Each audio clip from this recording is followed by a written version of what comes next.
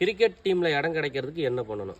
நிறைய பேர் நல்லா விளையாடுறோம், ஆனால் கிரிக்கெட் டீமில் இடம் கிடைக்க மாட்டேங்குது அப்படிங்கிறாங்க. இதுக்கெல்லாம் என்ன காரணம் அப்படின்னம்னா நூல் தான் காரணம். இந்த ஒரு கதை மூலியமாக நான் வந்து விளக்கம் கொடுக்குறேன்.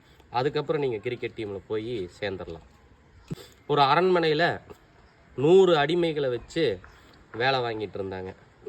அவனுங்க என்ன பண்ணுறானுங்க, கேப் கிடைக்கும் போதெல்லாம் சந்தில் பொந்தில் பூந்து எஸ்கேப் ஆகிடுறாங்க.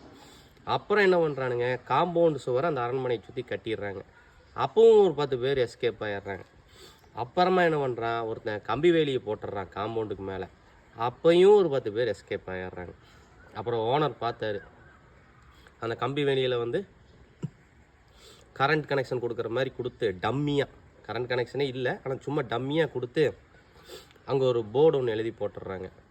இங்கு மின்சாரம் பாய்கிறது, தொட்டால் பஸ்மாய் விடுவீர்கள் அப்படின்னு சொல்லிட்டு அங்கே எழுதி போட்டிருக்கிறாங்க. அடுத்த நாள் வந்து எண்ணி பார்த்தோம்னு வச்சுக்கோங்க, 100 பேர் வேலை செய்ய வேண்டிய இடத்துல 99 பேர் வேலை செய்கிறா, ஒருத்தர் எஸ்கேப் ஆகி போயிடுறான். அப்போ அந்த ஓனர் கேட்குறாரு, ஏண்டா இப்படி எழுதி போட்டிருக்கிறனே, அதையும் மீறி ஒருத்தன் தப்பிச்சு போயிருக்கிறான் ஏன்டா அப்படின்னு. அவனுக்கு எழுத படிக்க தெரியாதுங்க சார் அப்படின்ட்டு இருக்கிறாங்க. அந்த மாதிரி தான் உங்களுக்கு டீமில் வந்து இடம் கிடைக்கல அப்படின்னம்னா நீ வந்து நிறைய ரூல்ஸை வந்து ஃபாலோ பண்ணிகிட்ருக்கிற.